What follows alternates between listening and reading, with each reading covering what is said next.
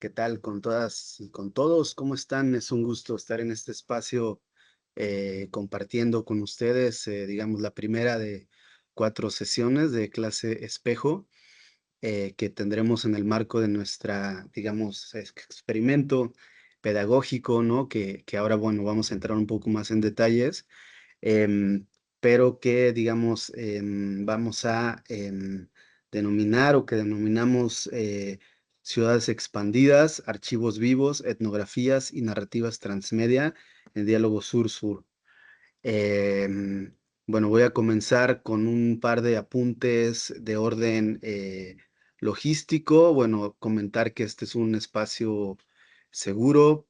También comentar que esta sesión está siendo videograbada para fines, digamos, pedagógicos, con el objetivo de generar una bitácora, un registro de estas sesiones de clase espejo. Y en este sentido, bueno, también preguntar si todo el mundo está de acuerdo en que se esté videograbando la sesión, favor de manifestarlo de manera, digamos, hablarlo, decirlo o con una manita, por favor, para que, bueno, estemos en condiciones de, pues, tener el consentimiento de todas y todos ustedes. Em, lo segundo es, comentar que, bueno, procuremos dirigirnos con cordialidad, digamos, este es un espacio, de aprendizaje, de coaprendizaje y, bueno, en esa medida, bueno, trataremos de privilegiar la escucha, el compartir, la reflexión colectiva y, bueno, desde esta perspectiva, ética, digamos, de respeto a la palabra, a las ideas, y a las, formas de comunicación de las otras y los otros estudiantes, ¿no? Sobre todo tomando en cuenta que venimos de 2 contextos, geográficos, muy cercanos, pero al mismo tiempo distintos. Entonces, bueno, quizás algunas expresiones no, digamos, sean, distintas, pero eso es la riqueza, digamos, de estos intercambios, ¿no? Y bueno, lo tercero es comentar, un poco, bueno, quién soy yo y cómo, estamos pensando esta dinámica, ¿no? De clase espejo. Bueno, como ya lo sabrán, mi nombre es Adrián Acosta Castro. Yo, me dedico a la investigación antropológica, a la investigación histórica y también a la, docencia, universitaria. Bueno, fundamentalmente la investigación la desarrollo en el marco de el Instituto Nacional de Antropología e Historia en México. Es una institución, digamos que se encarga de investigar, conservar, difundir todo lo que tiene que ver con el patrimonio cultural, con la historia de México, con las expresiones culturales nacionales, pero siempre en diálogo también con las dimensiones globales, ¿no?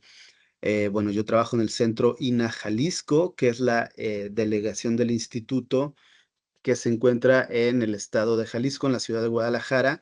Bueno, el estado, digamos que la nomenclatura o la, digamos, la división política de la República Mexicana es, un estado es el equivalente a los departamentos en Colombia, ¿no? Un poco para tener el equivalente. Entonces, el estado de Jalisco es un estado en el occidente del país, cuya capital es Guadalajara, y bueno, geográficamente acá estoy yo, y acá estamos los estudiantes, las y los estudiantes de la Universidad de Guadalajara, ¿no? Bueno, la clase espejo, cuyo nombre ya comenté, eh, está integrada por 4 espacios, digamos, de enseñanza o 4 espacios de, pedagógicos, ¿no? Uno de ellos es este, que es la licenciatura, la clase llamada Introducción al Trabajo de Campo, de la cual soy responsable y se enmarca en la licenciatura en Antropología del Centro Universitario de Ciencias Sociales y Humanidades en la Universidad de Guadalajara. Entonces, nuestro trinchera o digamos nuestro nicho o nuestro espacio es este. Hay otros 3 espacios y con esto me gustaría dar, digamos, pie o digamos, presentarles también a nuestros otros 3 profesores con quienes compartiremos este laboratorio de coaprendizaje y digamos de co-creación. quienes son, bueno, su profesor Alejandro Araque Mendoza, desde la Universidad Compensar, de la Fundación Universitaria Compensar en Bogotá. Y bueno, Alejandro, si estás de acuerdo en brevemente presentarte un poco tu espacio de multimedia experimental y continuamos con Iván y con Hugo. Bueno, muy buenas tardes a todas y a todos. ¿Me escuchan bien? Sí, Ok, correcto. Sí, perfecto. Pues bueno, les agradezco por participar en este experimento pedagógico. Nos hemos encontrado cuatro amigos que hemos transitado desde diferentes lugares y hoy en día estamos en este reto, ¿no? En el compartir. Yo pertenezco a la Fundación Universitaria Compensar y estoy eh, frente tutor de un espacio que se llama Multimedia Experimental. Nosotros nos interesa eh, todas las posibilidades que brinda los programas de libre uso, estar trabajando con problemáticas situadas en diferentes lugares del país, y eso ha hecho que el espacio empiece a tener un gran interés en la medida de eh, ver el impacto que tiene la experimentación, la investigación, el trabajo de campo, el diálogo transdisciplinar, enfocado a darle respuesta o por lo menos posibilidades creativas a los diferentes contextos. Esta es una de las tantas iniciativas que se vienen gestando y por eso nos encontramos cuatro docentes, cinco universidades en diferentes lugares, en dos países, pero en diferentes lugares. Estamos hablando de Ciudad de México, Guadalajara, Medellín y Bogotá. Y de esa manera, cómo a partir de estos espacios vamos aprendiendo y aprendiendo a partir de la diferencia. O sea, son diferentes posturas, diferentes metodologías, y creo que a todos nos va a ser un espacio bastante enriquecedor.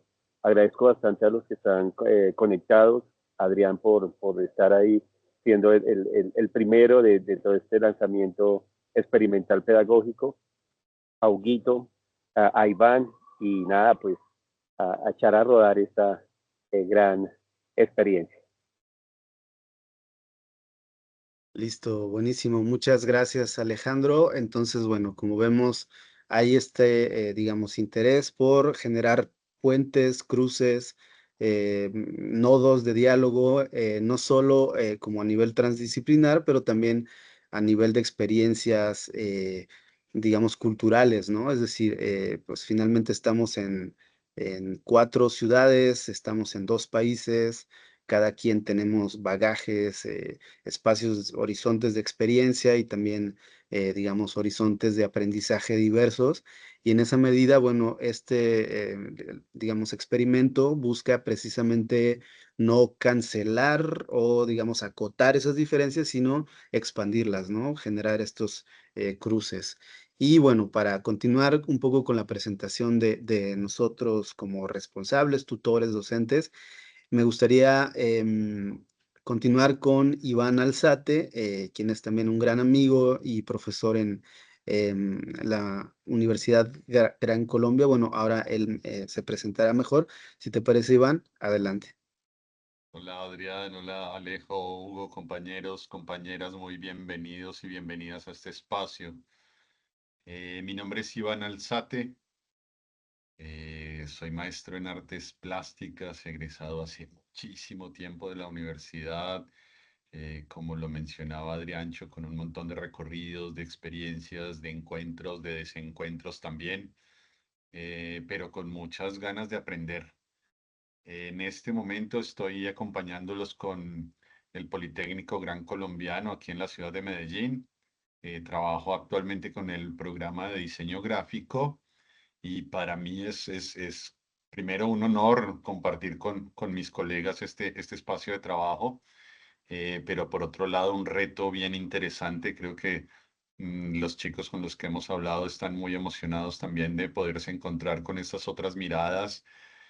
Yo incluso desde los espacios académicos intento motivarlos a un poco indisciplinarnos, que ya lo veremos después en la charla que continúa.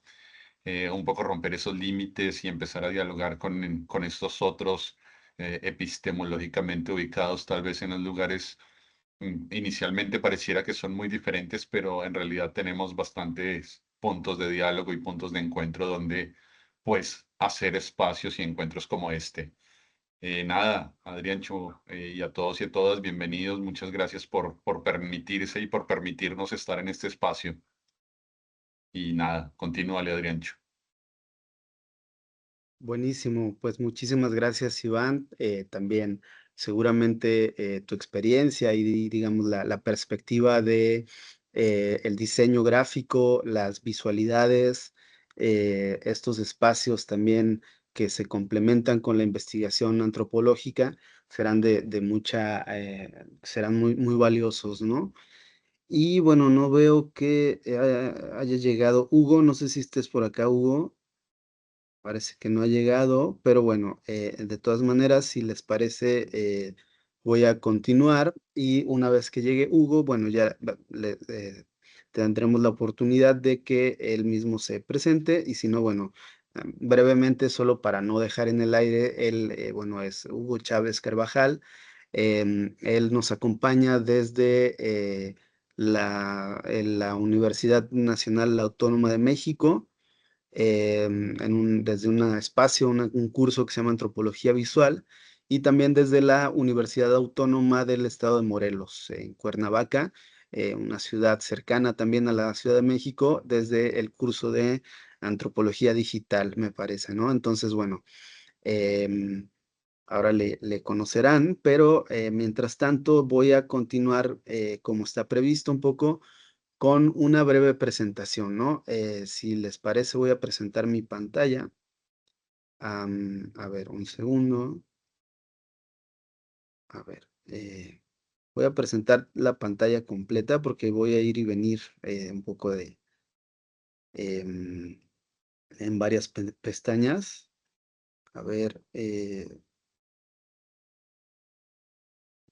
entonces acá. Ahí ven la presentación. Sí, sí se ve. De acuerdo, excelente. Bueno, Sí, señor. listo. Bueno, entonces, para esta primera sesión también comentar, bueno, ya lo intuyen o ya se ha mencionado, pero esta es la primera de 4, digamos, sesiones sincrónicas o digamos que ocurrirán en tiempo real digamos, de compartir saberes, experiencias, etcétera, perspectivas. Y en esta primera, lo que vamos a plantear tiene que ver con el trabajo de campo, ¿no? Las metodologías de trabajo etnográfico y lo que se entiende por campo desde el punto de vista de la antropología, básicamente, o desde la investigación social, o las ciencias humanas, o las humanidades, digamos, ¿no? Un poco vamos a ver aspectos muy generales. En realidad no agotaremos, la intención tampoco es agotar las posibilidades, sino esbozar algunas ideas clave básicas en torno a lo que se entiende por campo, ¿no? Desde la antropología, insisto, y en un segundo momento, bueno, presentar algunos ejemplos de cómo nosotros hemos trabajado esta noción del campo, pero también vinculándolo con otra, digamos, otro espacio que es el archivo, ¿no? El archivo, bueno, ahora iremos más como al detalle, pero lo entendemos el archivo no como un repositorio estático, digamos, de información que se encuentra por ahí reposando en un espacio, sino las posibilidades productivas que plantea pensar el archivo desde una perspectiva etnográfica, ¿no? Como un campo de indagación antropológica, de investigación social. Y digamos, este es como un ejemplo de un trabajo que hicimos hace un par de años, pero también estimulando la reflexión sobre cómo también el archivo se ha transformado, em, sobre todo con la revolución o la era digital, ¿no? Y este es otro tema que continuará nuestro compañero y colega Iván en su sesión, porque, bueno, habrá también como enfoques temáticos y disciplinarios específicos, justo para provocar la indisciplina, ¿no? Como un poco ver cómo estas fronteras en realidad son más difusas de lo que parecen, pero no en un mal sentido, sino como pensar en cómo podemos expandir estas fronteras y nociones, ¿no? Entonces, bueno, voy a comenzar un poco con, bueno, esto es un encuadre un poco sobre una nota al pie, ¿no? Un poco.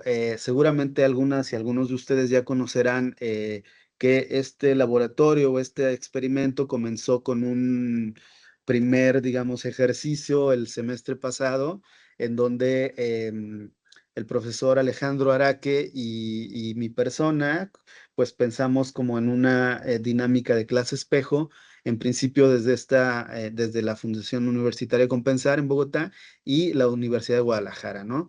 Para este semestre, bueno, afortunadamente y felizmente, digamos, coincidimos también con Iván y con Hugo para justamente, pues, como transitar hacia nuevos espacios, ¿no? Y lo primero que quisiera compartir con ustedes es esta videocarta, que es una de las, digamos, estrategias metodológicas que estamos pensando también para este nuevo fase o este nuevo momento. Y voy a reproducir esta primer videocarta para que vean solamente como digamos, como un ejemplo, ¿no? De las posibilidades de diálogo y no quiere decir que vayamos a hacer exactamente lo mismo, pero digamos es un horizonte, digamos, de referencia, ¿no?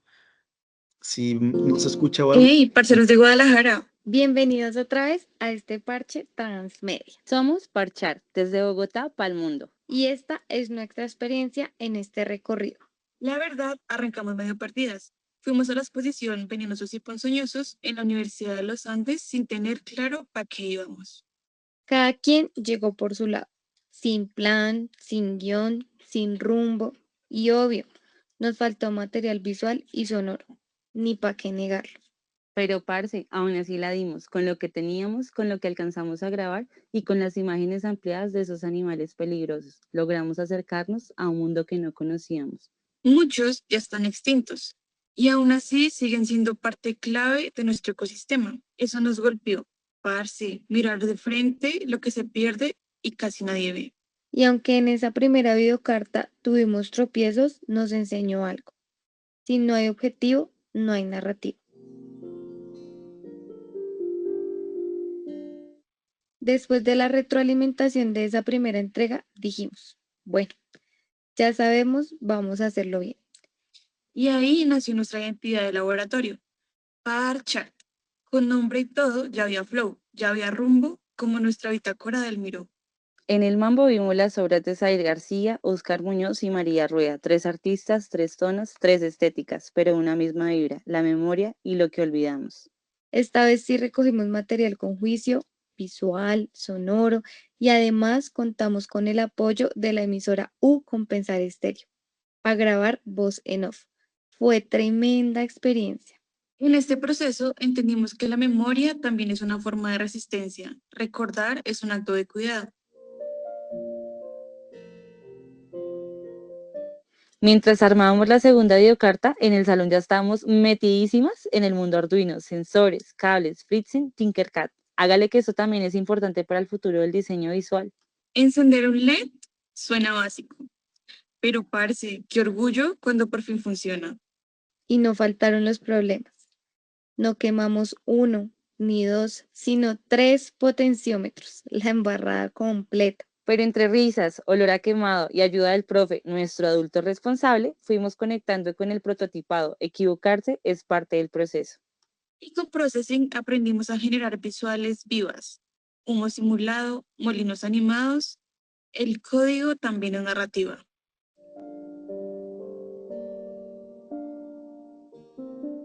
En la salida de la Bienal BOG 2025 nos tocó clima bogotano, de un nivel que se quedó sin sombrilla, mijo. 2 horas que elegimos estaban al aire libre en el Parque de los Novios, así que nos tocó grabar rápido y entre gotas. En el Palacio de San Francisco también hubo fallos. Nos faltó material para capturar todo lo que esta obra ofrecía. Pero la sorpresa de esta jornada fue la Cinemateca, con Arañas del Paraíso. Visuales, sonido, montaje, una locura sensorial. Al final entendimos algo, los artistas de Cuna de Humedales y Arañas del Paraíso buscaban lo mismo, activar nuestros sentidos para conectar con el territorio y con nosotros mismos. Y todo eso, las salidas, los errores, los aprendizajes, nos llevó a imaginar nuestro módulo final. Queremos crear una sala experimental con 3 domos digitales triangulares que proyecten. Cuando la gente entra, las luces se apagan, el espacio respira y los domos se activan con su presencia. Humo frío para evocar la neblina del páramo, la fauna, la flora, los sonidos ambientales, una experiencia que no se ve, se siente.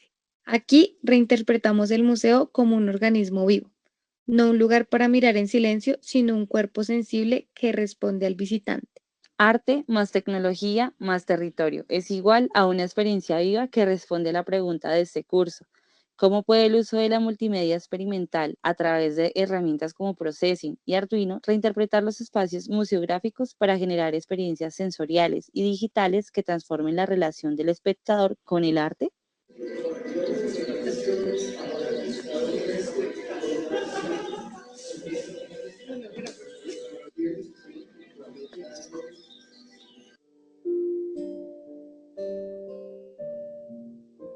En las clases espejo, la videocarta de nuestra colega Londra desde Guadalajara nos dejó pensando. Hoy regreso de manera distinta. Ya no camino solo entre vitrinas. Observo a los visitantes. Pasos veloces rozan los objetos, como si la historia pudiera leerse en un vistazo. Su mirada antropológica nos muestra que cada profesión ve las horas distintas, pero también nos conecta desde lo humano. Este diálogo desde el otro lado del charco nos enseñó que el arte es puente, es conversación, es escucha. Y esto fue Parchar No es un adiós. es un hasta pronto. Que la vida nos vuelva a cruzar para seguir parchando, creando y contando historias juntos.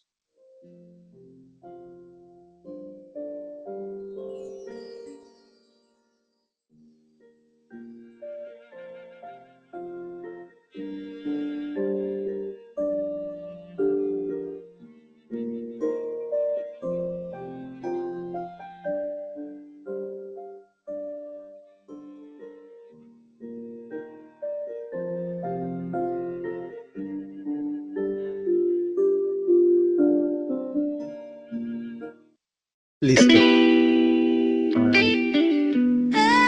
Disculpen.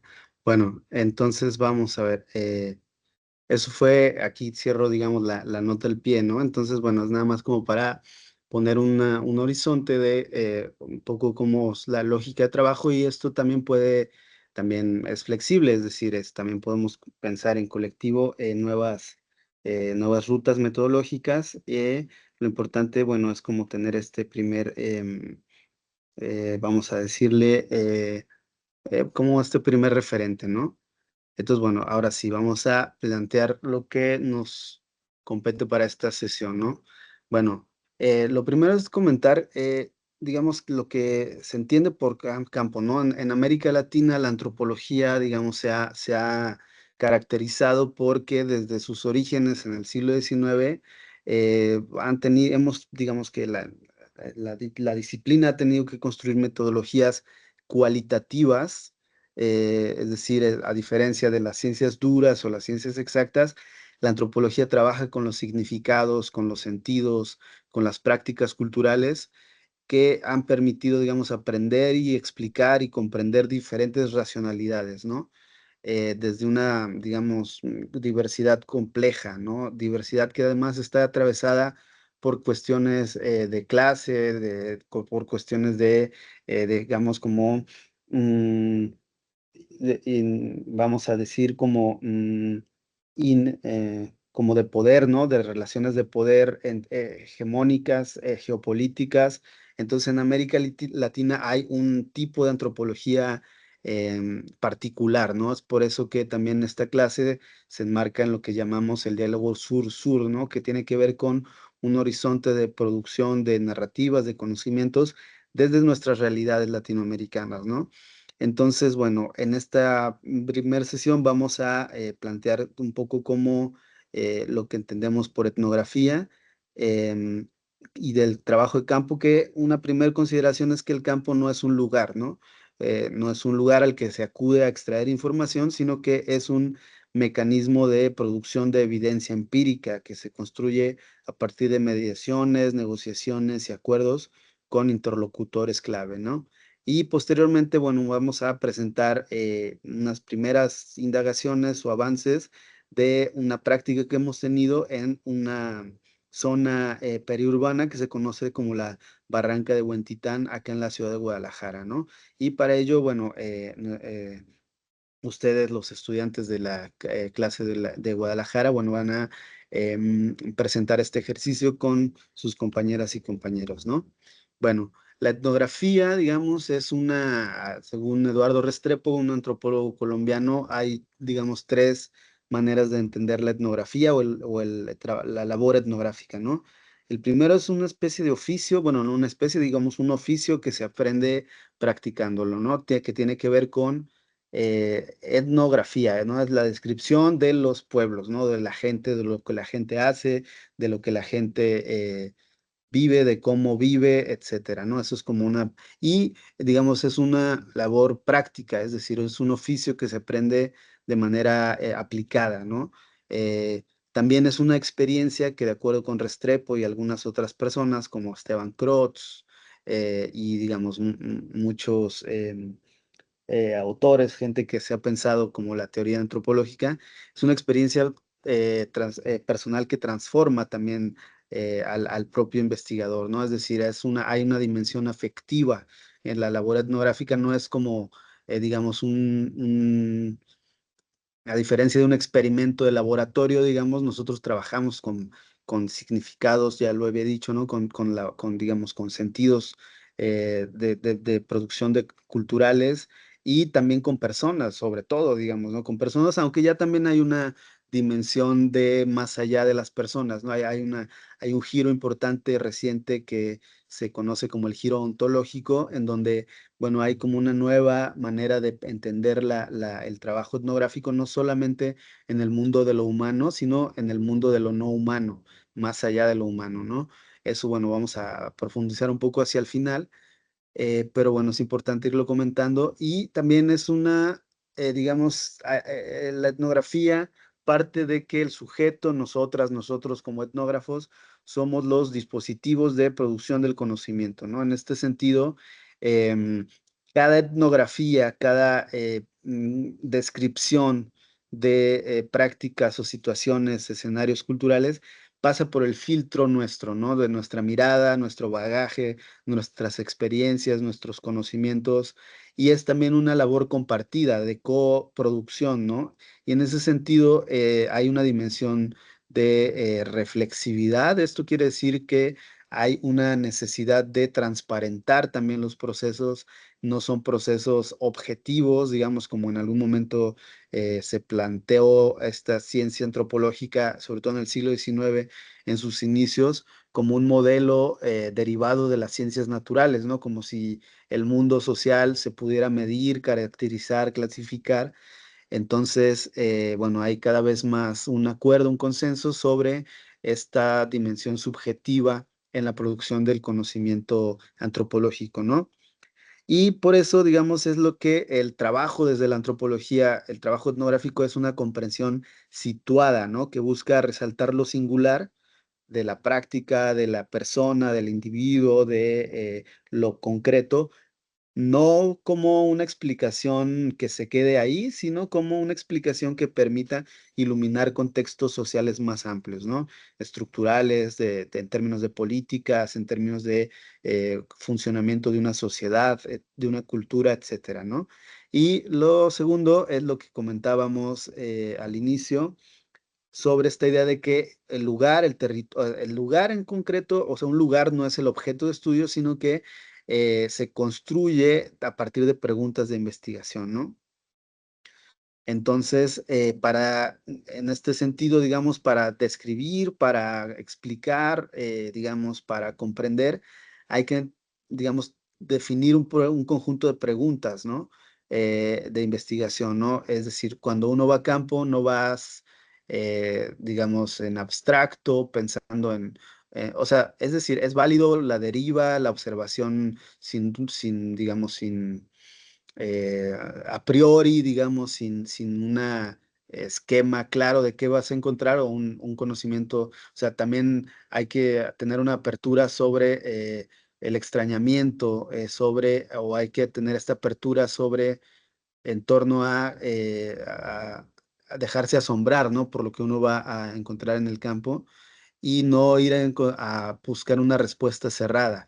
Pero sí es importante establecer escenarios, priorizar situaciones, es decir, es como un zoom, ¿no? ¿Qué en concreto quieres investigar en este campo, ¿no? Y en este sentido, bueno, el trabajo etnográfico toma algunos tiempos, ritmos, eh, y está marcado también por la escucha, la percepción, la sensorialidad y la adaptación al entorno, ¿no? En este sentido, bueno, hay que comprender o entender o, digamos, estar abiertas y abiertos a, digamos, transformar, ¿no? La pregunta inicial en nuevas preguntas, ¿no? Que deriven justamente de esta indagación, ¿no? Em, bueno, es también, digamos, el trabajo de campo, podríamos pensarla como una fase no acotada, no única, se puede transformar, pero sí es una fase en donde se va digamos, se busca, digamos, levantar datos o información empírica, ¿no?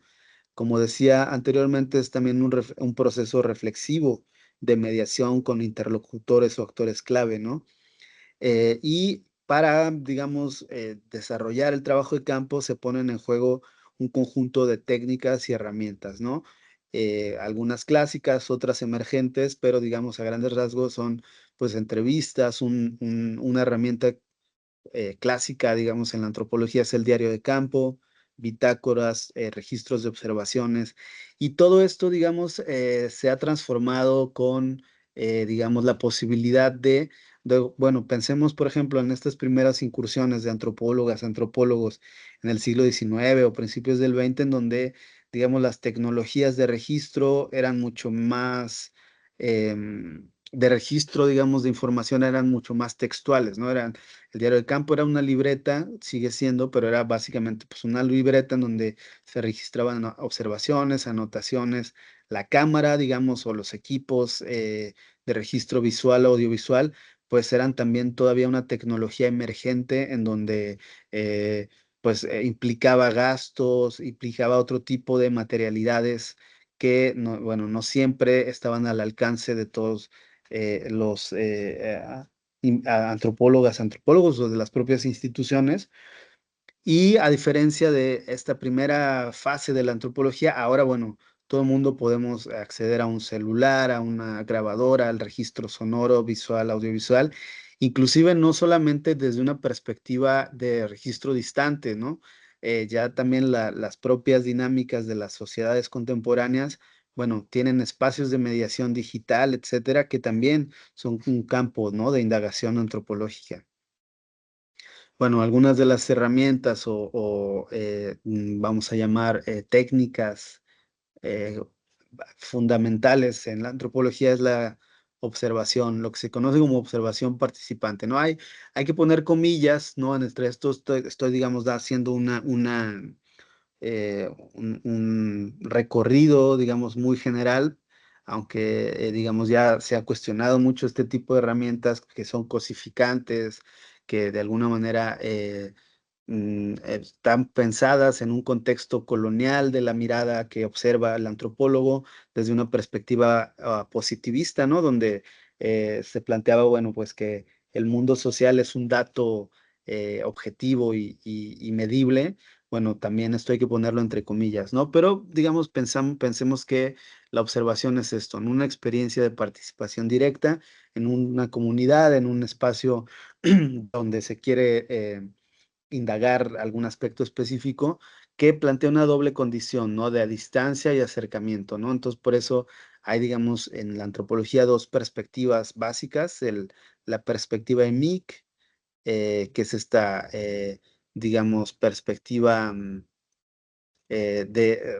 digamos, cercana, de cercanía, de un poco mimetizarse con la comunidad que se está estudiando, y la perspectiva de TIC, ¿no? Que es esta perspectiva que, digamos, plantea la noción de distancia, de objetividad, como si el sujeto etnógrafo no debiera o no debería participar en las prácticas sociales que esté observando, ¿no? Entonces hay un juego entre estas dos dimensiones constante que, bueno, en la narrativa se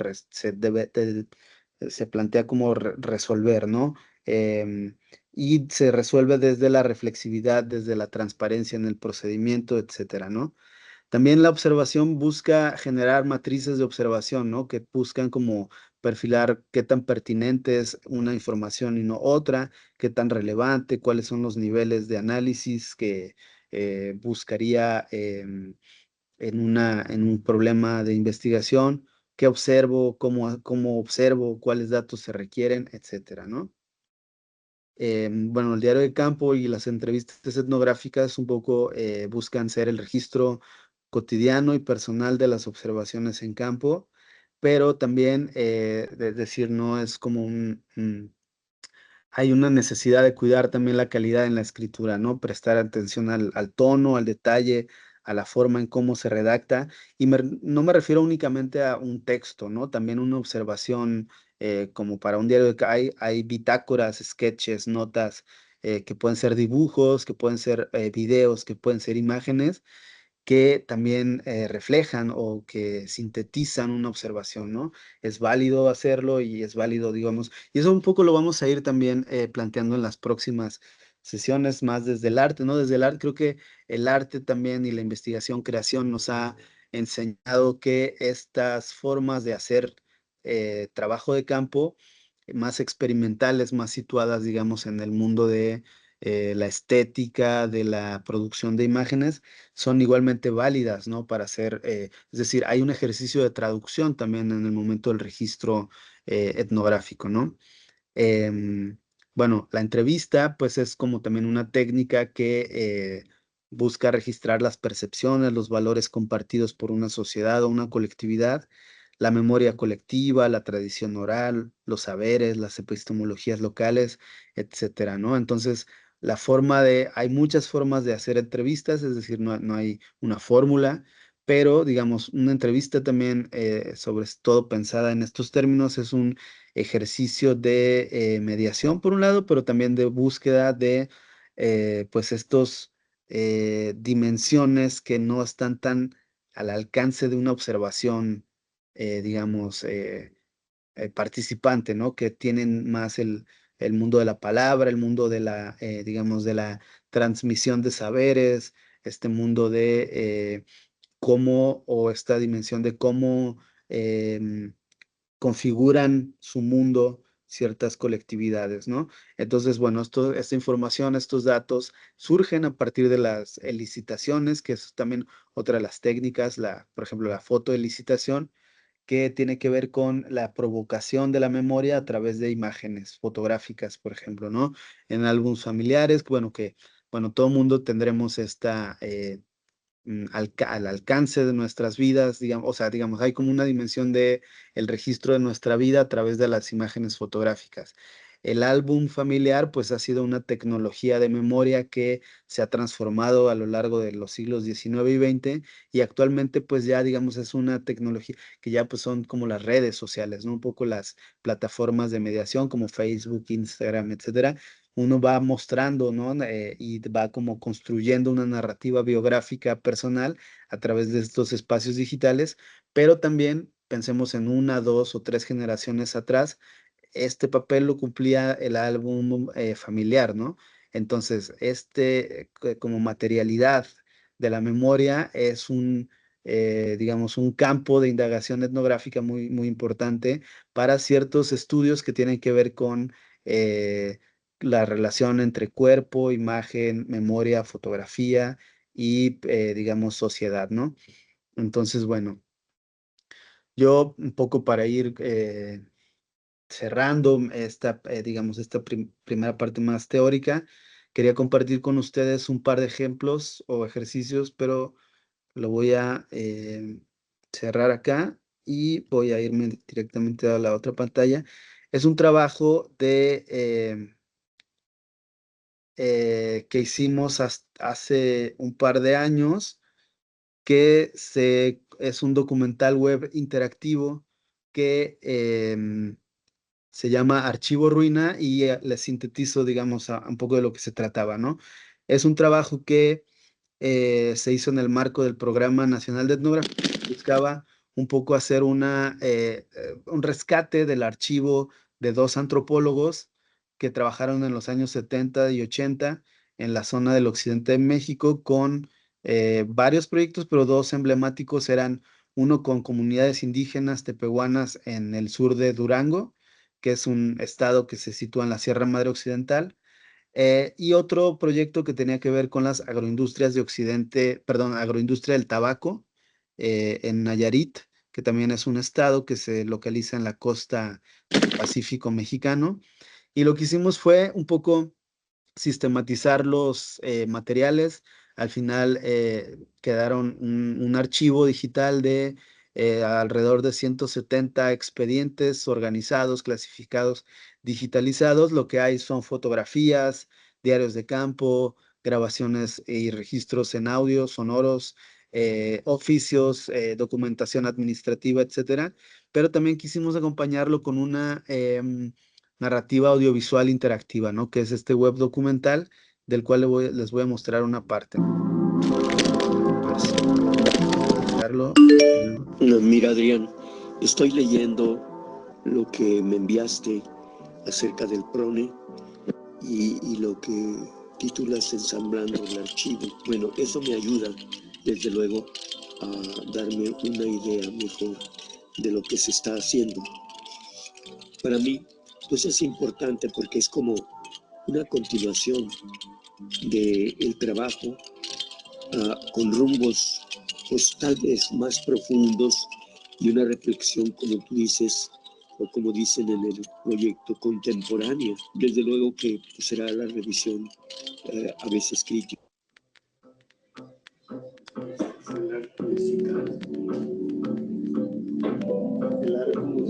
Yo así le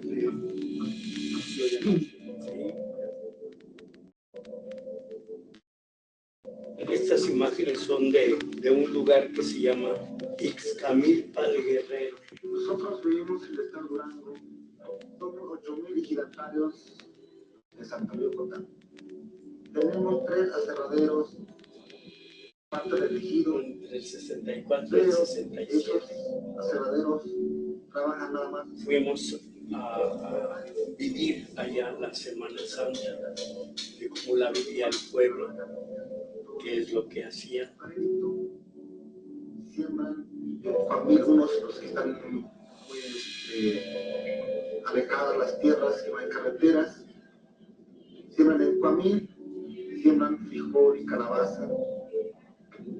Por no haber terreno, que es pura sierra, mucha roca, muy cálido y muy desparramados, las tierras mejores. La ofrenda está lista. La mesa para pedir la lluvia y la buena cosecha ya se ha instalado en el patio sagrado. El cantor comienza a invocar a las estrellas con el toque de su arco. Hay un arco con la cuerda bien tensa. Y ese arco pues, es de palo de Brasil. Entonces se lo van a colocar sobre el guaje grande. No se baila por gusto, sino para repetir los antiguos pasos que los ancestros aprendieron del fuego y del movimiento de los astros. Y encima, pues encima está cerrado y le ponen el arco y cuando lo golpean se oye.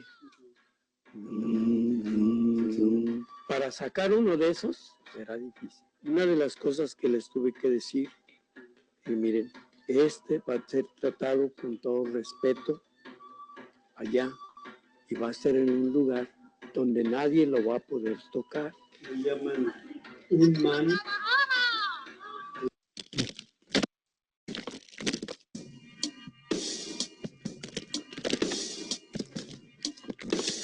Y bueno, aquí pues la idea era como hacer cortos sobre diferentes momentos del proceso de digitalización. También hicimos un ejercicio como de regresar con el archivo a uno de los lugares donde ellos hicieron investigación. Y por ejemplo, esto fue en Santiago Ixcuintla, en Nayarit. aquí desarrollaron un proyecto sobre la agroindustria del tabaco, como les decía, y esto fue hace poco menos de 50 años, digamos, cuando ellos, 40 y tantos años, digamos, en los fines de los 70s. Entonces nos interesaba, o la pregunta era cómo se conserva una memoria, o sea, se ha transformado el campo ya de ser una economía pujante o una agroindustria pujante, importante en la región, se fue diversificando y cayó, digamos, en una crisis, ¿no? Ya el tabaco ya no representa una economía agroindustrial importante, ahora hay otras agroindustrias, pero es como una especie de vestigios, ¿no? Nos interesaban también los vestigios de esta memoria local asociada al mundo del tabaco. Generamos, por ejemplo, este corto, ¿no? No lo veremos todo, una parte, pero...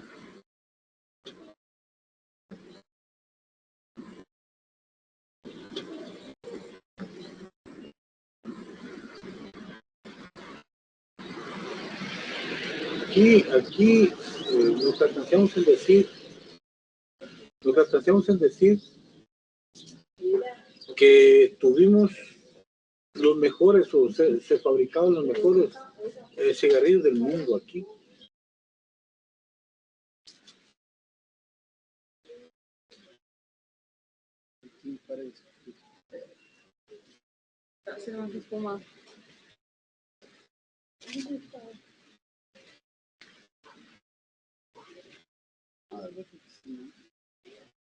¿Por el agua? No, pues no.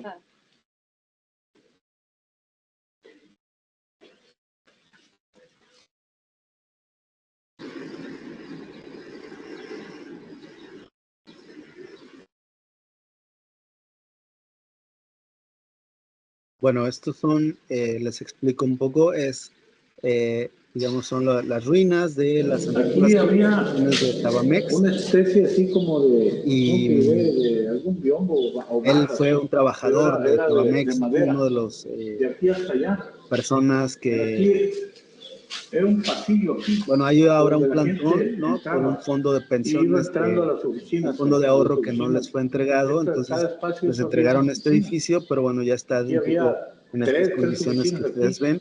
Y la función del archivo en este caso era también una función, digamos, vehículo para la memoria, ¿no? Fuimos con todas las fotografías que ustedes ven para que estas personas identificaran, no sé, dinámicas de trabajo, espacios, personas, y eventualmente también seleccionamos un conjunto de imágenes para pegar también, ¿no? Ahí en este edificio, ¿no? Cerca de 20 imágenes. Y bueno, fue como este ejercicio de mediación. Igual les voy a dejar el enlace para que a quien le interese pueda continuar viéndolo.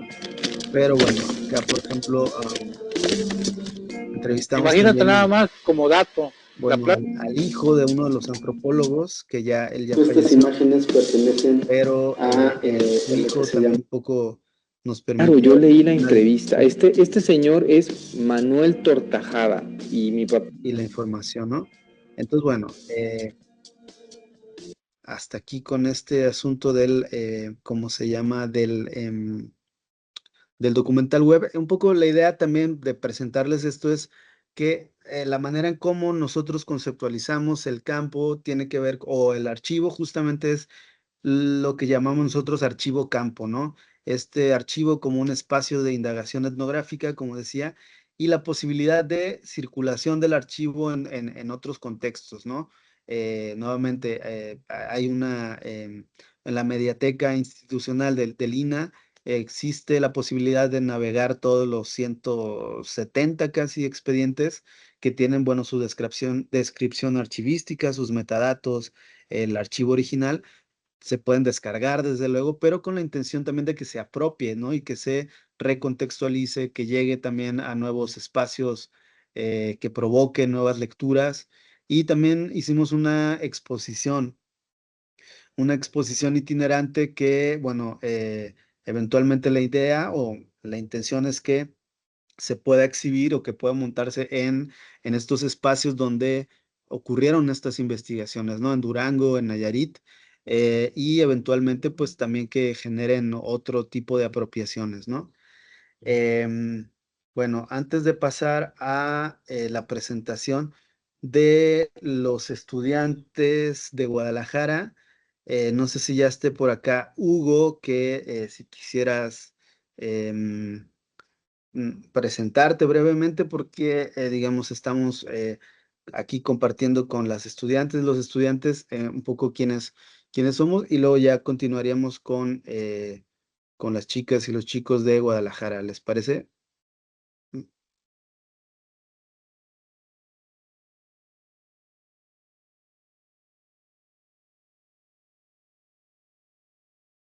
Hola, Hugo, ¿estarás por acá?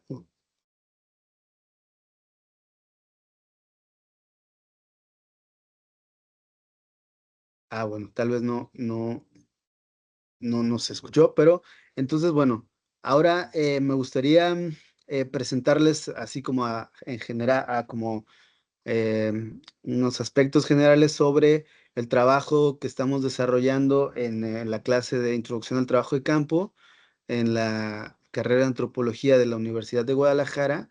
De manera muy general, lo que estamos planteando es hacer un ejercicio etnográfico sobre los efectos de la transformación urbana, de la modernización, entre comillas, digamos, em, sobre todo como los efectos y las transformaciones derivadas de la expansión de la ciudad en una zona periurbana en el norte de Guadalajara, del área metropolitana de Guadalajara, que se conoce como la Barranca de Huentitán.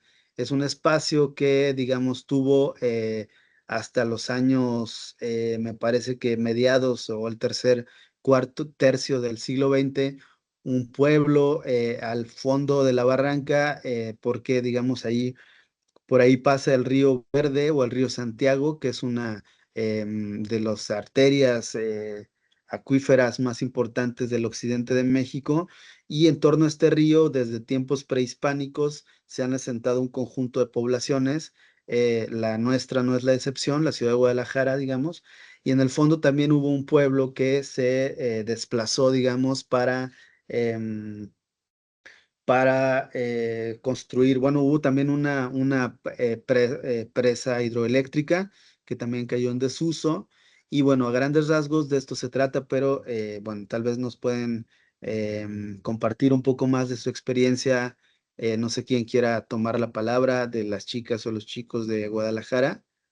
Y bueno, también no sé si quieran mostrarnos algunas fotografías, impresiones sobre esta primera práctica, que también como acotación es, la semana pasada fuimos a hacer un primer acercamiento y básicamente es lo que hemos hecho hasta ahora, ¿no? La intención es que a lo largo del semestre tengamos por lo menos otras 3 prácticas en campo para también poder compartir con ustedes y generar las videocartas, ¿no? Entonces, bueno, adelante, no sé quién quiera tomar la palabra, tal vez mm, Donovan o Raúl, Naomi, ¿quién se anima? Si quiere yo, maestro. Adelante, Donovan. Si pudieras prender tu cámara, te agradeceríamos mucho también para que te conozcan tus compañeras y compañeros.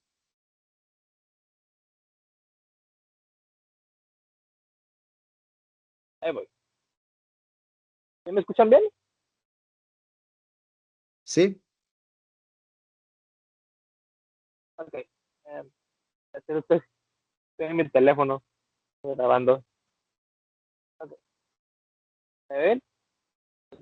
Sí, perfecto. Te vemos y te escuchamos. Pues, ¿cómo es la pregunta? Pues que presentes un poco el ejercicio que hemos estado haciendo en clase, de qué se trata, como lo que hicimos la semana pasada también. Si no puedes compartir y quieres que yo comparta algunos materiales, también lo podemos hacer. Si Tú me puede indicas. compartir las fotografías. ¿Perdón? Si puede usted, comparta las fotografías que tomó el día en que fuimos todos. Ah, claro. Prácticamente yo he quedado. Vale, entonces voy navegando algunas fotografías y videos sin audio y tú vas platicándonos. ¿Te parece? Ok. Va.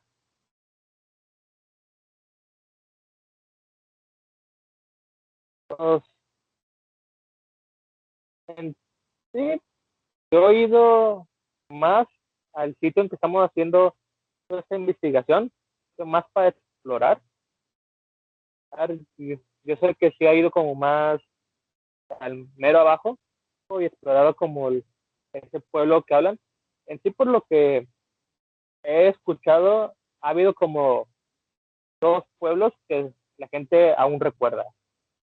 Uno era cuando toda esa zona era una zona agrícola, que tenía una plataformas más en plataformas donde cultivaban todo lo que necesitaban para vivir. En esa época el río Santiago no estaba contaminado. Es el río como principal por la barranca, que también, y el río Verde es el que cruza, el que como que el que cruza por ahí también y se une al río Santiago.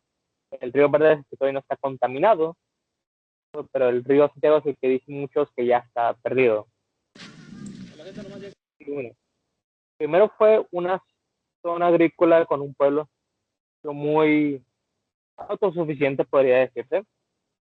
Y por lo que sabes, tiene una historia muy rica.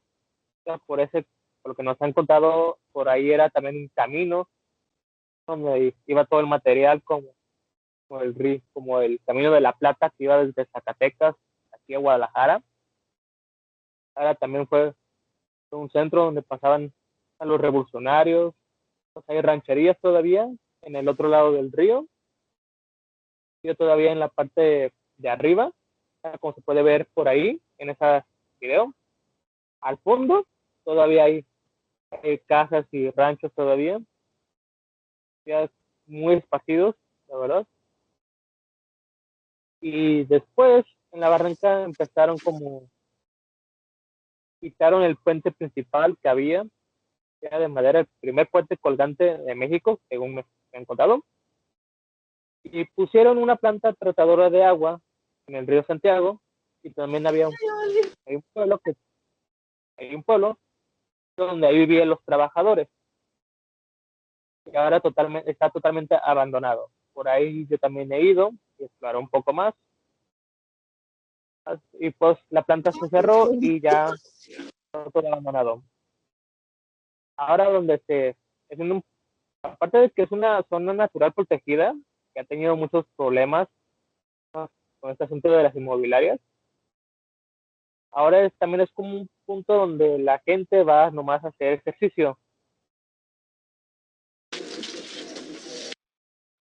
Y pues en la zona de arriba, que es donde ahí estábamos nosotros, es donde hay más negocios, es donde hay poca gente que trabajaba ahí. Conocimos un señor que de hecho vivió en el pueblo de abajo, con lo que estaba, que se supone que ahí nació, y ahora trabaja en una tienda donde más surtiendo para las personas que pasen, que van nada más para hacer ejercicio, explorar los fantasías. Si quiere como poner el video para que nos por un poco de tiempo. Y pues bueno, ¿qué me puede contar usted de cómo ha sido su experiencia aquí vivir o trabajar más bien? Yo no vivía aquí, yo vivía allá abajo. ¿Vivía allá en el pueblo? Sí, en el puente. ¿En el puente? Sí. ¿Y por qué se cambió de lugar? Porque nos sacaron por lo de la prestarse. ¿Qué pasó ahí?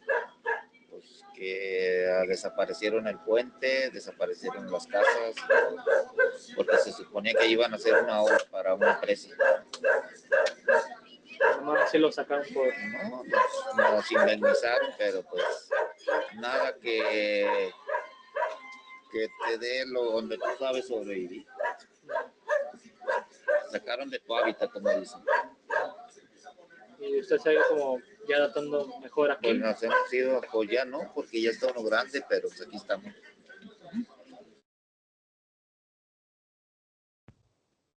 Y pues, ¿Podría contar más de ¿De la barranca? sí, de historia? Pues que este era un camino histórico, el puente arcediano histórico, y lo tumbaron cuando se hizo que iban a hacer esa obra. Lo tumbaron y lo reubicaron como a 1000 metros abajo, quitándole la historia, el primer puente colgante de Latinoamérica. Y este camino, pues este camino era histórico, por aquí pasaban los españoles para Zacatecas y por aquí volvieron a pasar cuando los echaron de Zapotlán para acá. Era un camino de herradura que se le nombró, donde se comunica. Además, antes tenía letreros que era un camino sin fin hasta la frontera. Y por aquí pasaban todo el mineral del mezquital del oro Zacatecas a Lomo de Mundo. Y de ahí era todo el ruta comercial. Por aquí era comercial para llevar, para traer. Y era como más próspero, se podría decir. Sí, pues en aquel tiempo Guadalajara se movía con pura leña. Así que te estoy hablando de como 80 años y no más.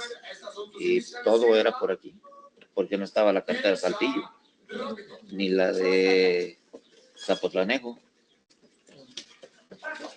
Y ya cuando construyeron las carreteras ya todo cambió. Pues cambió, ya la gente ya no se transportó por aquí porque pues perdía mucho tiempo y estaba más difícil.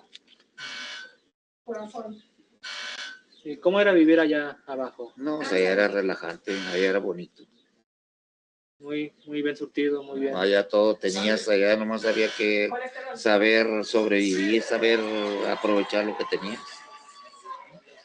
Y luego el río Lerma Santiago estaba limpio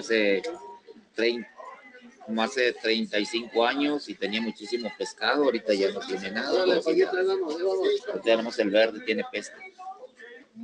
¿Y ya casi nadie va al verde o apenas son pocas personas? Pues sí van, pero ya como desaparecieron el puente de ahí y desaparecieron el rancho, pues ya la gente como que ya no se siente igual de segura que antes iban y acampaban allá. Se quedaban, pues iban de paseo al río. ¿Cómo se llamaba el rancho? Puente de Arcediano. ¿Y ahí era un lugar donde mucha gente iba? Más bien de pasada para ir al río. ¿En ese rancho, como qué hacían en ese rancho? Pues allí había pesca, sembraba uno, tenía unos animales, huertas de mangos, de ciruelos, pitayas, todo lo que se aprovechaba de ahí. Oye, como que si hubiera estado muy bien seguir ahí. Estaba muy bien. Se vivía muy bien ahí. Para la gente que trabajaba se vivía muy bien, para los que no trabajaban, pues como donde quiera.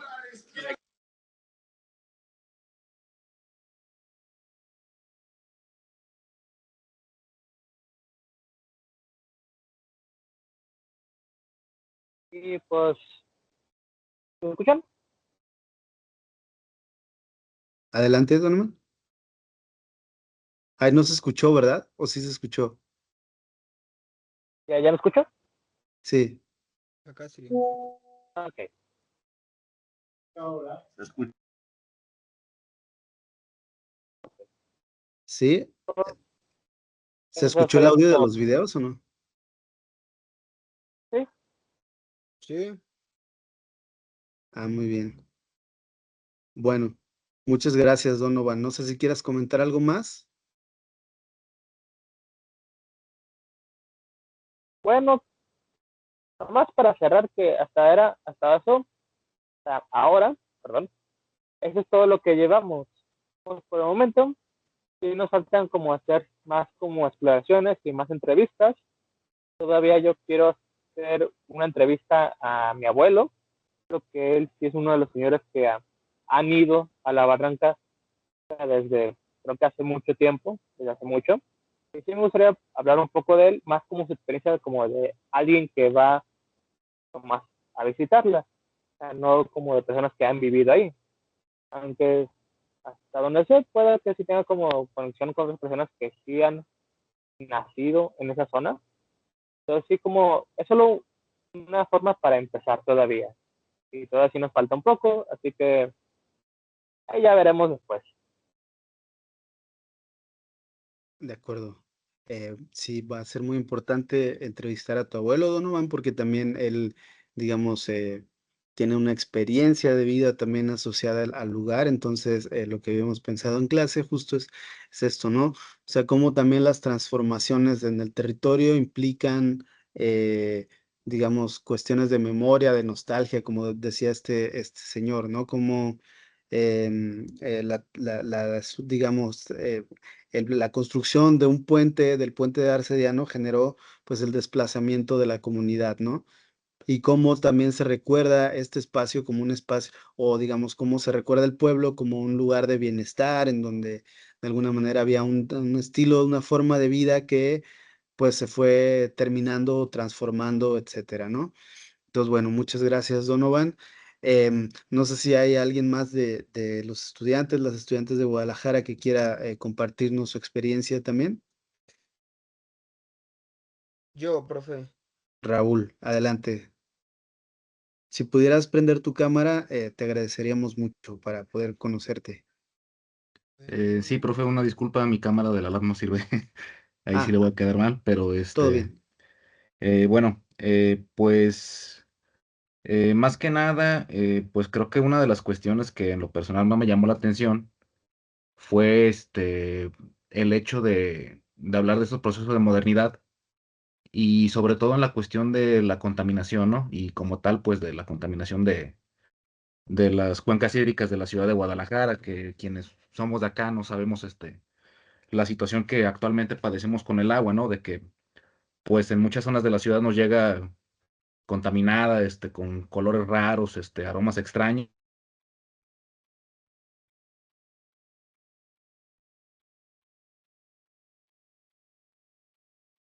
Ah, ¿te dejamos de escuchar o?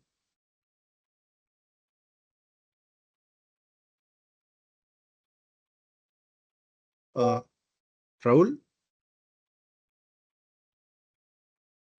¿Sí me escucha, profe? Ah, sí, es que Ah, se fue tu audio, pero ya te escuchamos. perdón, bueno, como comentaba, esta cuestión de la contaminación en las cuencas hídricas de la ciudad, ¿no? Y pues el río Santiago no es la excepción. Este, y por ahí, bueno, pensaba hacer una presentación, la verdad me ganó el tiempo, no alcancé a hacerla. Pero a manera como de línea del tiempo, como comentaba este señor, ¿no? Don José, este, él comentaba que aproximadamente hace unos 35 años comienza el proceso de la contaminación del río, ¿no? Aproximadamente. Y pues más o menos, rastreando las fechas, Huentitán como tal es declarada, área natural protegida en 1997. Y bueno, no sé si sea el caso también con los compañeros de Colombia, pero aquí en México es una recurrente que ciertas zonas del país, antes de ser explotadas o usadas como un recurso, son declaradas paradójicamente como áreas naturales protegidas. ¿Por qué? Bueno, son muchos procesos ahí de hablar de capitalismo tardío, ¿no? Y todas estas cuestiones. Pero justamente en 1997 pasa esto con La Barranca y para el año 2001 se presenta el proyecto de la presa de Arcediano como tal. O sea, se le da forma. Se dice, en este lugar vamos a hacer una represa, tanto para que la hidroeléctrica tenga mejor funcionamiento como para el almacenamiento de agua. Pero curiosamente, por ahí en uno de los videos, don José, no sé si lo podemos poner, profe, menciona que más o menos por estas épocas es cuando ellos empiezan a detectar lo que le llaman ellos el pescado enyerbado, que me puse por ahí a investigar un poco y esta cuestión del pescado enyerbado no es tal cual de que traiga hierba, ¿no? Como podríamos imaginar, sino que más bien adentro del pescado, al momento de pues sacar las vísceras, ¿no? Para el consumo, trae una especie de sedimento como de lodo, que pues realmente sí es peligroso porque llega a contener generalmente metales pesados. Bueno, total que el proyecto se presenta en 2001, empiezan a detectar esto en las inundaciones del río Santiago, deja de haber pesca como tal, comenta por ahí también, de hecho, don José, que se empiezan a secar las huertas de mango alrededor del río, Y pues bueno, al final el proyecto de la presa de Arcediano es cancelado en 2009 porque pues tal cual sí se llega a la conclusión de que nunca fue viable porque el agua está demasiado contaminada, ¿no? Ya para su uso, pues de consumo.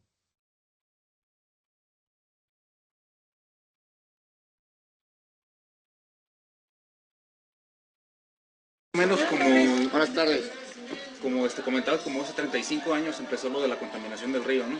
No, sí, empezó hace como 40 años, pero todavía era poco y no se morían los pescados y luego ya empezaron a morir. ¿Cómo lo empezaron a notar ustedes? Pues en las primeras tormentas que había.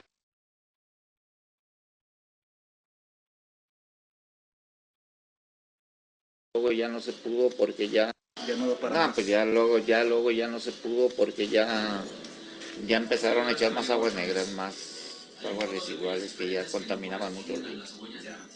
Y luego estaban las presas que Chapala le pasaba agua a la presa de Puente Grande, Colimilla, Intermedia. Estaba pasando agua y generaban las 24 horas. Después ya nada más la que se captaba en el recorrido ya no la aflojaba. Chapala ya no le dio agua. Ya el agua ya no le servía ni para riego ni para nada.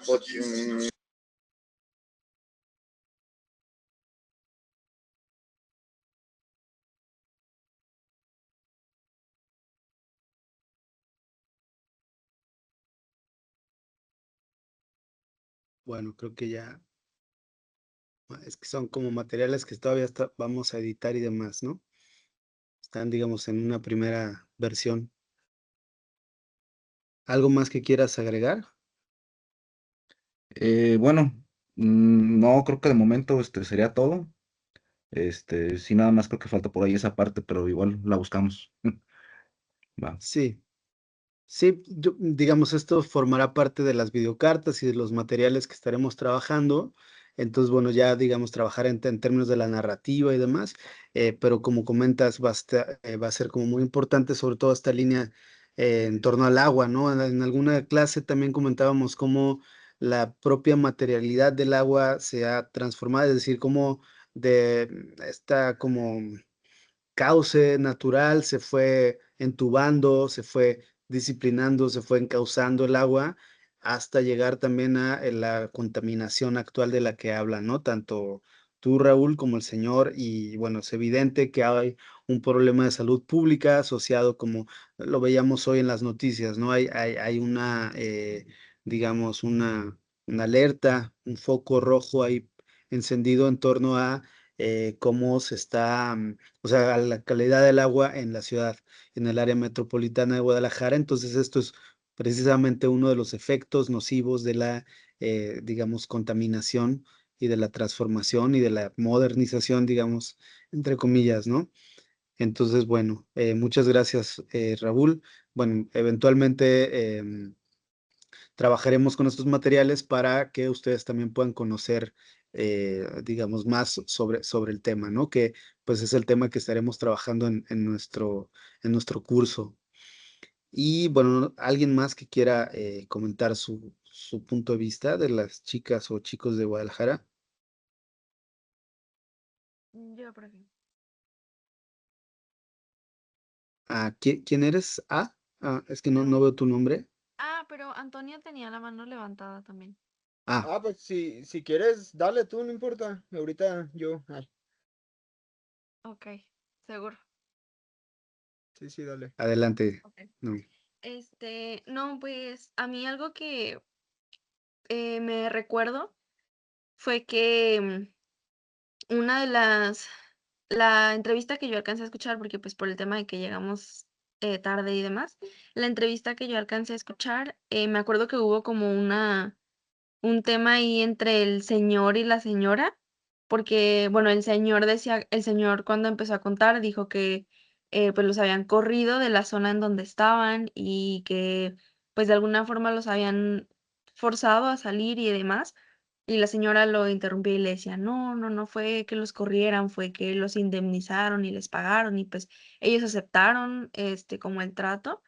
Y me resonó ahorita mucho porque escuchando esta otra entrevista que yo no había visto porque no habíamos estado, donde el señor sí comenta como pues sí nos indemnizaron, pero no es nada que se compare al estilo de vida que teníamos en ese momento. No es algo que realmente hubiéramos querido o algo que realmente compense lo que les quitaron con lo que pues les entregaron.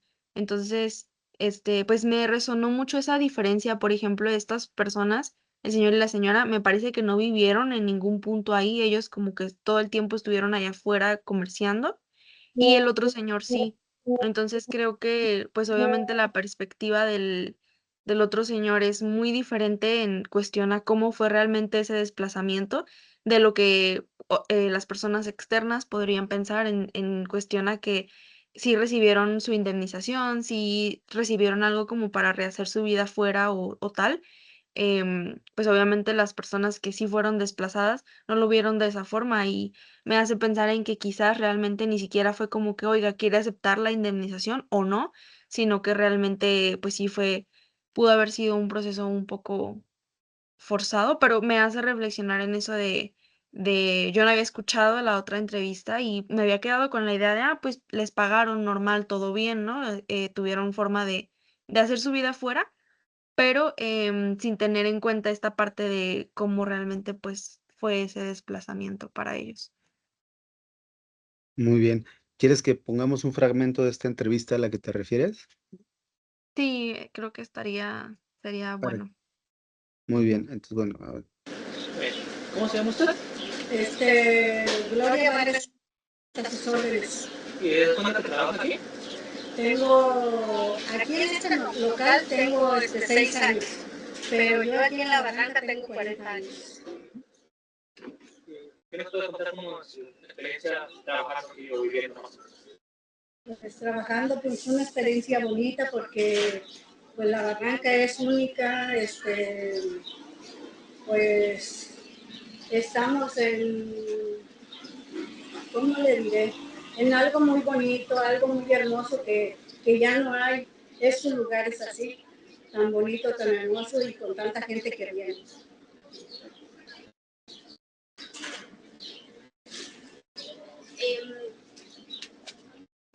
¿Cómo nos podría decir, usted que lleva aquí trabajando 40 años, cómo nos podría decir lo que más le impacta o cómo ha visto, cómo ha cambiado la zona o la gente que viene o que va en esos 40 años? O si en su experiencia eso ha sido como un cambio bueno, positivo o... Mira, todo el tiempo, cuando uno trabaja, todo el tiempo es bueno. Mientras uno le eche los kilos, todo el tiempo es bueno. ¿Verdad? Yo no puedo decir es malo, es esto, o hay poca gente, o hay esto. Cuando quitaron el pueblo que estaba allá, hace como 14 años, pues sí nos vino abajo. Como la pandemia también se nos vino abajo, pero ya ahorita ya todo está recuperado. Ya todo está bien y pues aquí lo que tenemos que hay que dar lo mejor de uno. Depende cómo sea uno, porque los clientes son los clientes y uno ya debe de llevar, si uno tiene problemas, los problemas son muy adentro, pero hay que tratar al cliente como se merece, para que ellos también nos traten bien. Eso.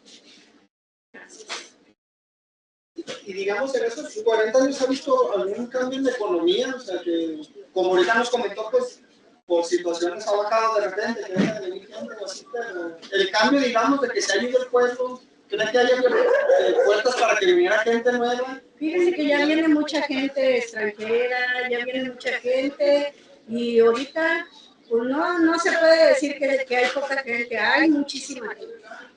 Ahorita está lleno, se llena, sábado y domingo se llena, días festivos también se llena. Ha habido mucha gente.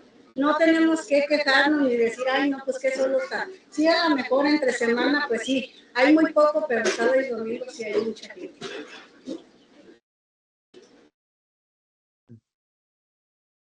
Bueno, pues es como un fragmento, un ejemplo, ¿no? Bueno, ¿quisieras agregar algo más, Naomi? O Antonio, ¿quisieras tomar la palabra? Sí, pues, bueno, no sé si Naomi ya acabaste. Ay. Sí, ya, yo ya. Date. Va. Bueno, pues yo por comentar algo que se me hizo interesante, reforzando un poco lo de Naomi, que pues de hecho también se lo pregunté a la señora, ¿no? Que entrevistamos.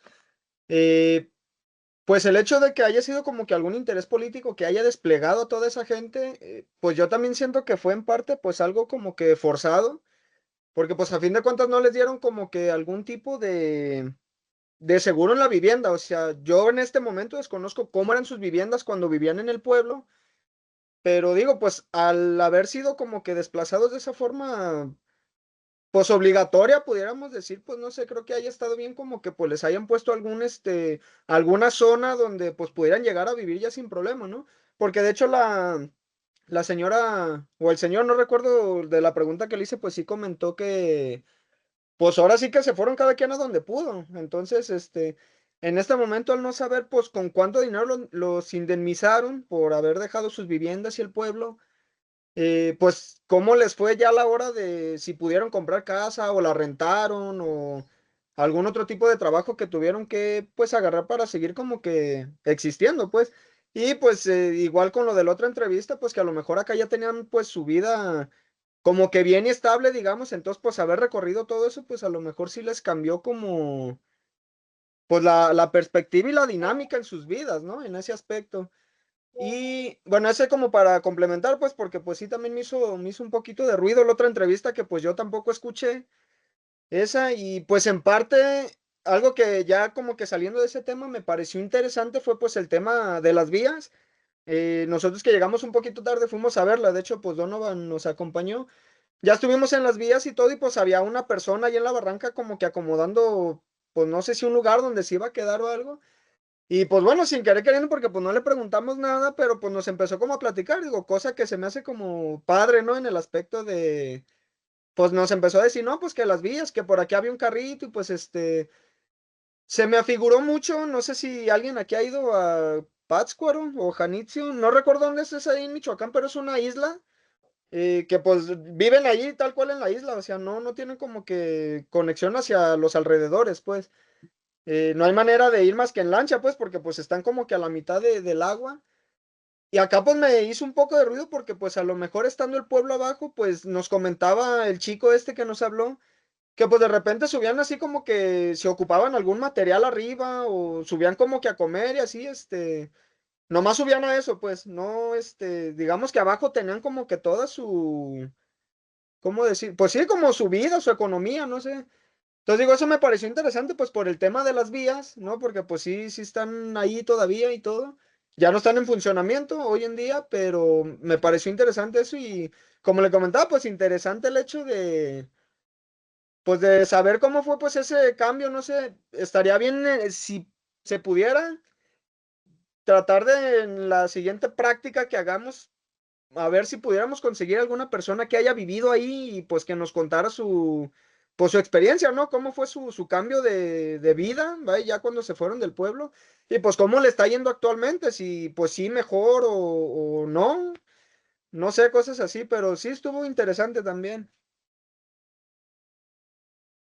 De acuerdo, buenísimo. Sí, justo eso, un poco enlazando con esta idea inicial, ¿no? Con la que comenzamos que la pregunta se va transformando un poco también, es un poco abrazar la deriva, abrazar la transformación ¿no? Es decir, uno va al campo con unas inquietudes, un conjunto de preguntas, pero pues también te va llevando hacia nuevos lugares, ¿no? En este caso, bueno, como comentas, Antonio, el tema de buscar personas que vivieron enlazarlo con la materialidad, porque también este pueblo que hemos mencionado aún está, es decir, están las ruinas, los vestigios materiales de la planta hidroeléctrica, también están actualmente los vestigios materiales de esta planta hidroeléctrica, y ahí se constituye también una idea de la ruina como un espacio de memoria, ¿no? La ruina como un espacio que permite reflexionar sobre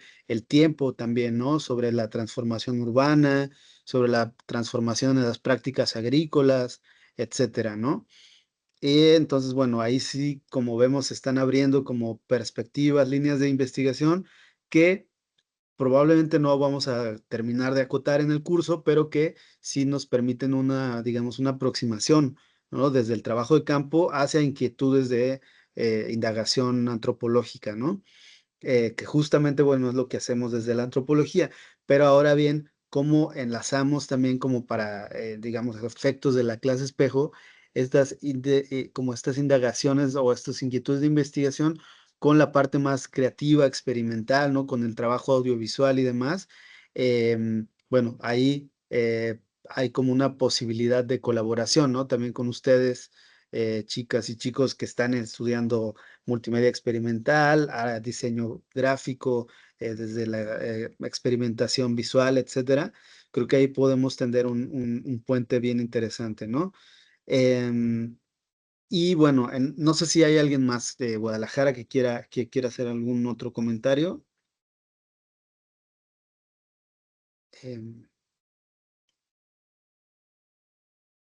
y bueno, si no, entonces abriríamos un espacio, digamos, de interlocución, digamos, un espacio más abierto, ¿no? Para también, pues, que podamos compartir con ustedes de Colombia, de Ciudad de México, em, alguna pregunta, inquietud que quieran plantear, sería, bueno, ahora el momento, ¿no?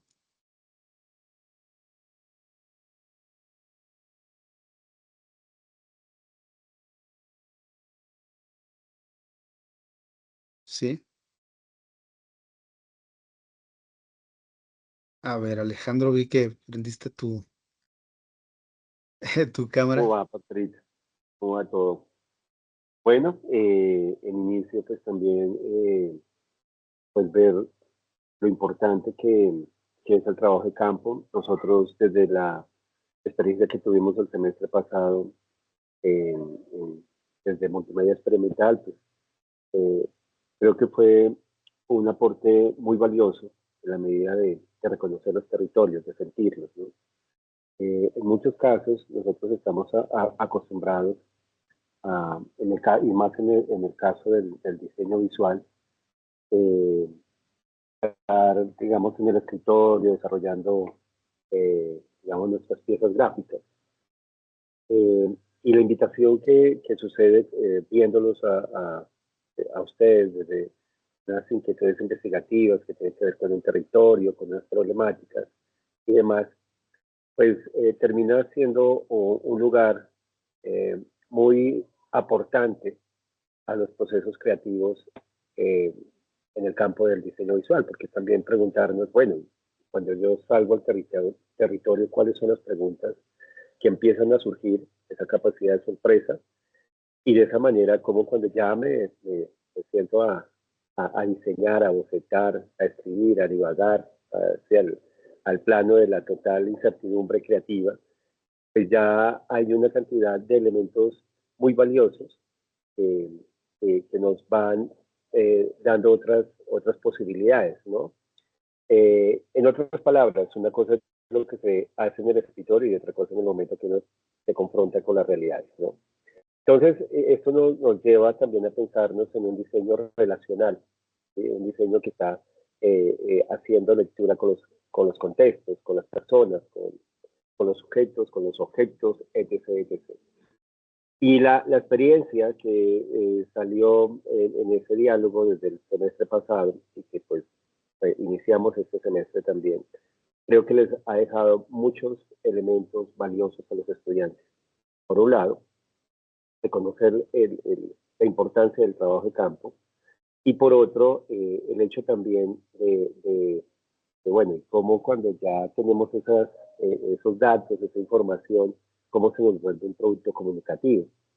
Tú iniciaste con la videocarta. La videocarta fue un total espacio, ¿sí? Que por un lado era conocernos de diferentes lugares, como nos estamos reconociendo como, sí, desde nuestras diferencias y demás, pero a la vez cómo nosotros logramos empezar a dialogar con esa experimentación que tiene que ver con lo sonoro, con el video, con la animación, con contar un relato.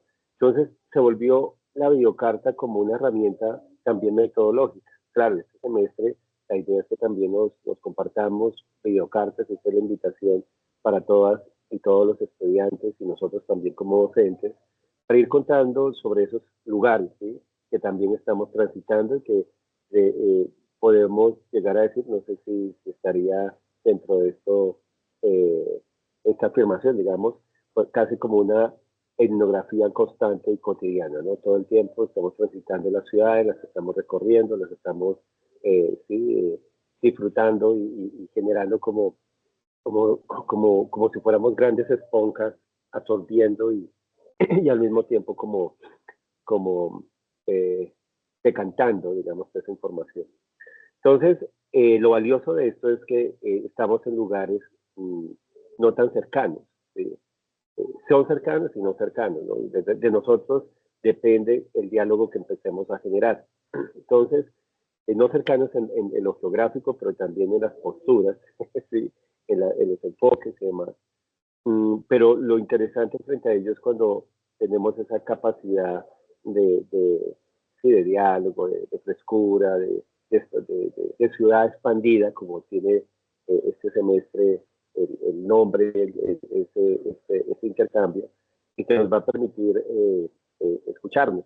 Yo veía el trabajo que ustedes están desarrollando en los territorios y es maravilloso la capacidad de escucha y a la vez de reflexión de cada uno de ustedes, ¿sí? Que están ahí en el lugar y cómo empiezan a tejer, y no solamente es una conversación, sino como una conversación también se vuelve parte del pensamiento crítico, de un dato, de contrastar, digamos, unas realidades, de empezarlas a enlazar con unos hechos históricos, sociales, políticos, etc. Entonces, una salida de campo termina siendo un territorio de unas complejidades y unas ramificaciones impresionantes, conceptuales, políticas y demás. Entonces, considero que es bien interesante porque para los estudiantes que están acá de diseño visual, ver todo lo que uno puede ganar en el momento de salir al lugar, ¿sí? De sentirlo, de escucharlo, ¿sí? En sus sonidos, en sus musicalidades, en sus narrativas, en sus colores también, en verlo, en sus construcciones, en su ordenamiento y demás. Entonces considero que eso es lo valioso y por eso como grupo de docentes vimos muy importante que tú iniciaras, porque claro, estamos en este momento creo que todos haciendo trabajo de campo, ¿sí? Estamos ahí como intentando y también cómo sorprender desde cada lugar con esas narrativas que van a empezar a transitar, que son las videocartas. ¿Sí? Entonces, pues nada, pues tenía como esa intención de motivarlos a salir y a dejar los escritorios y a indisciplinarnos también. Buenísimo. Pues sí, muchas gracias, Alejandro. Justo, ¿no? Esta invitación que ha sido constante, ¿no? También a repensar las propias certezas, ¿no? Como el territorio, el campo, también como un espacio dinámico. También presentarnos, ¿no? Perspectivas desde Colombia y desde México. Y bueno, Iván, adelante, ¿quieres hacer un comentario? Sí, Adrián, nada, agradecerte primero la charla.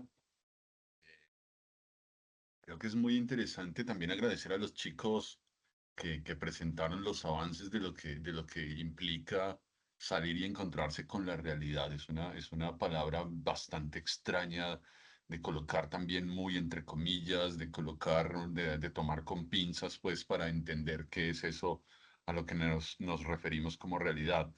Y quiero hacer ahí un énfasis bien interesante porque mientras escuchaba la charla, mientras escuchaba las presentaciones, las entrevistas, me preguntaba y me cuestionaba porque, digamos, precisamente desde la disciplina muchas veces el arte, y comparto con Alejo la formación en artes y específicamente el diseño gráfico, que es lo que voy a hablar yo, muchas veces nos encargamos de hacer, no sé, abstracciones o simplemente los prejuicios son suficientes para emitir postulados alrededor de lo que pensamos sobre las cosas.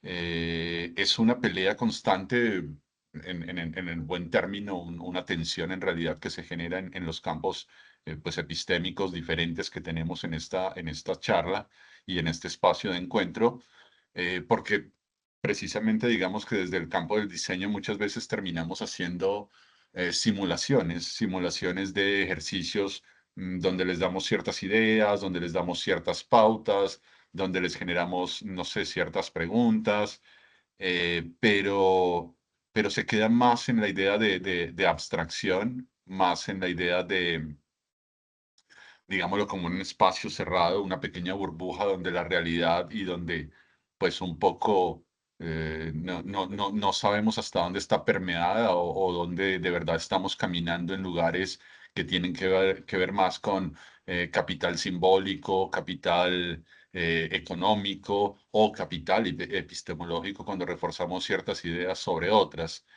Creo que estas charlas son muy interesantes, son enriquecedorísimas, digamos, también para entender esas lógicas que están un poco más allá del mercado. Eventualmente, el diseño gráfico puede llegar a tener un problema complejo y es que es un arte aplicada, es decir, en la función en la que produce un valor agregado, funciona. Si no está produciendo valor agregado, entonces entraríamos en otros lugares. Ahí me parece que es el lugar donde esta charla se vuelve súper pertinente y donde eventualmente también podemos retomar precisamente la idea y el concepto de indisciplinarnos y empezar a apoyar precisamente este otro tipo de procesos. También hay maneras de comunicar, hay un chiste y me van a perdonar un poco la anécdota, pero hay un chiste que le hago constantemente a mis estudiantes que tiene que ver con que algo estamos haciendo muy mal para que tengamos en este momento tantos terraplanistas. Y cierro el chiste o cierro esa idea con la idea del terraplanismo, con la idea precisamente también desde que, como lo anunciaba al principio, muchas veces se reproducen sistemas de pensamiento y no los cuestionamos. Tal vez esto nos permita ampliar esa mirada de cuestionar eso que decimos una y otra vez, ampliar esa capacidad de capital no solamente a lo económico e incluso epistemológico, sino también al capital popular. O sea, tenemos muchas historias para contar en nuestras ciudades. Creo que fue algo de lo que más nos pareció grato encontrarnos a nosotros cuatro, ver esas posibilidades de que a pesar de que somos hermanos latinoamericanos, vivimos completamente diferente la ciudad y eso es un punto de encuentro, pues creo que muy bonito para dialogar precisamente desde esa indisciplina o de esa disciplina que se moviliza o que se cuestiona o que un poco se incomoda. Esa palabra también no es incómoda, me encanta incomodar a mis estudiantes también con ejercicios y tareas que les propongo y donde se cuestionan muchísimo. Y nada, agradecer a los compañeros también la generosidad por compartirnos. Están yo sé que están en un primer acercamiento, en una primera aproximación, pero considero que es muy valioso y de verdad muy significativo también para nosotros como tanto con nosotros como profes, como pues para los mismos compañeros de los otros espacios, poder ver esa dimensión de trabajo y eso que implica ser el día a día de cada uno de nuestros conocimientos. Muchas gracias, compañeros y Adrián y Alejo, y Hugo, que también está por ahí. Listo, buenísimo. Muchas gracias, Iván, también a ti por compartir pues estas preguntas, ¿no? Que justo nos motivan a repensar, ¿no? Algo que creo que también es un sesgo, no sé si sesgo, pensémoslo así, tal vez con una primera manera de adjetivarlo, pero en las disciplinas de las ciencias sociales normalmente hay poco espacio para estos encuentros y para la incomodidad y para la indisciplina. Entonces yo considero que este es un maravilloso espacio que nos permite justo, ¿no? Expandir la mirada, nuestros propios límites, nuestros propios, digamos, sesgos disciplinares, ¿no? Un poco em, para ver justo, ¿no? Que también hay otras maneras de ver a la propia antropología, ¿no? Y estos encuentros digamos, movilizan a nivel epistémico, a nivel disciplinar y demás, pues para salir como del lugar común, ¿no? Que muchas veces es también una de las grandes pues, lastres o cosas que, digamos, no tan positivas que arrastramos, ¿no? En la formación muy tradicional en las universidades, ¿no? Que hay que decirlo también, que hay una crisis también, ¿no? En esta, digamos, poca capacidad de adaptación que tiene la universidad como modelo formativo para acercarse a estos otros mundos y espacios, ¿no? Em, bueno, pues muy agradecidos también con la escucha también, y la posibilidad de estos diálogos. Y bueno, no sé si ya estés por acá, Hugo, que quieras compartirnos aquí un poco de tu... Eh, sí, acá estoy, perdón, buenísimo. es que ha habido acá fallas técnicas. No, nada, igual pues sumarme a lo que, si me escuchan, ¿me ven?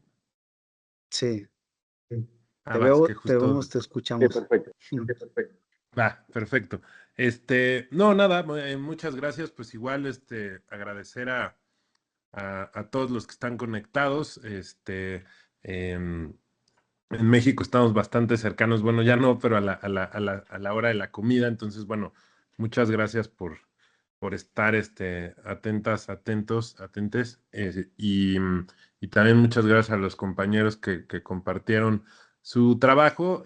Pues es igual, solo para ser breve, pues bueno, lo importante aquí es justo ver cómo podemos encontrar diálogos con disciplinas que parecería que a primera instancia no lo tienen, ¿no? Como el caso de lo que acaba de poner sobre la mesa Iván, y que podemos ver que sí lo tienen, cómo pensar que la mirada antropológica, que a veces parecería pues una disciplina, digamos, un tanto aburrida o un tanto lejana a la creación, a pesar de que pues la etnografía en sí mismo es una forma de creación, pero una forma de creación quizás mucho más acotada o mucho más limitada que otras formas más vinculadas a las artes, cómo pueden, digamos, complementarse y ser mucho más poderosas en esos diálogos. Entonces, en ese sentido, pues estas sesiones son una invitación pues a tratar justo de dialogar con otras disciplinas, y como ya decían los compañeros, pues incomodarse en el sentido de pues de que no todo tiene que ser como pensamos que tendría que ser, y entonces está bueno también dialogar con disciplinas con las que no necesariamente estamos tan familiarizadas o familiarizados, pero que pueden, digamos, abrir ángulos que no habíamos pensado, y esa es un poco como la intención de hacer estas sesiones. La idea también es, bueno, pues que esto pueda ser una forma de estímulo y no y no una piedra en el zapato, ¿no? Entonces, en ese sentido, pues siéntanse todos libres de, pues sí, de participar, de dialogar, también pues de probar métodos y formas que quizás no están tan sobre la mesa, y que la idea de este cruce transdisciplinar es pues intentar que eso suceda. Esta es la primera sesión. Muchas gracias también, Adrián, por haber dado el banderazo a este proyecto, que también, pues ya nada más decir por último, que en sí mismo es un experimento, ¿no? Entonces estamos participando, a veces las clases se vuelven muy tediosas, y cuando uno ya lleva varios años dando clases, pues a veces terminas un poco, se termina un poco repitiendo lo que ya se vio en semestres anteriores, ¿no? Entonces ejercicios como estos, pues por un lado le dan como sangre nueva y vida nueva a las clases, y por otro, pues también creo que para ustedes como estudiantes puede ser muy rico no replicar nada más los mismos formatos de todas las clases, ¿no? Entonces, estar abiertos bueno, a participar en estos espacios, se los agradecemos mucho. Y bueno, creo que eso es todo por este momento. Muchas gracias, y bueno, nos vamos a seguir viendo en las siguientes sesiones. De acuerdo. Buenísimo, Hugo. También muchas gracias por acá, por tu presentación, por tu participación, y sí, justo nos seguiremos viendo por acá. Bueno, decir también que, bueno, tanto Hugo como Iván y también Alejandro, pues siempre hemos tenido como esta perspectiva de como pensar la imagen, lo audiovisual y demás, que creo que es un campo muy rico para entender o para abordar desde la antropología, ¿no? Y bueno, finalmente ya para ir cerrando, ya llevamos un par de horas casi de la sesión y está más o menos contemplada para este tiempo. Si alguna de ustedes o alguno de ustedes quiere hacer algún comentario, estudiantes ya sea de México o de Colombia, sería el momento adecuado y preciso,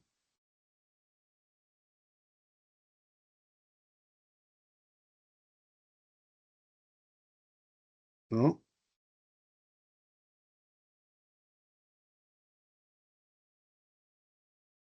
Bueno. Listo, bueno, pues entonces, si no hay ya más comentarios, solo me quedaría pues nuevamente agradecerles la escucha, su tiempo, invitarles también a que, bueno, como decía Hugo, ¿no? Esta es una gran oportunidad, nos parece, para que, em, digamos, replanteemos nuestros propios límites, o sea, no, siéntanse libres de experimentar, de proponer cosas. Es un espacio dialógico, es decir, hay una dimensión en donde se construye en colectivo, es decir, no somos 4 profesores dándoles digamos, impartiendo conocimiento, es un espacio colectivo de creación colectiva. Entonces, si se les ocurre pronto alguna actividad que les parezca potente, que les parezca estimulante, pues siéntense con toda la libertad de plantearla con los respectivos profesores, o hagamos grupos en Telegram, en Instagram. Eventualmente, bueno, ya les haremos llegar más detalles logísticos sobre esto. Y bueno, pues es una enorme oportunidad también para pensar nuestras propias geografías, nuestras propias cotidianidades, digamos, desde el prisma del otro, ¿no? Del otro compañero, de la otra compañera, que, digamos, eso es un espacio muy rico, ¿no? También incomodar y disciplinar es muy potente, ¿no? Entonces, bueno, pues si ya no hay más, yo con esto, pues estaríamos cerrando la sesión de hoy, que es la primera de 4 sesiones. Eventualmente les haremos llegar los detalles para las otras 3. Y también, bueno, cerraría con esto. Muchísimas gracias por todo y pues que tengan una linda y bonita tarde. Gracias, profe, igual. Gracias, profe. Gracias, Adrián. Un abrazo para todos y Muchas gracias, todas. Adrián. Gracias, estamos. Muchas gracias.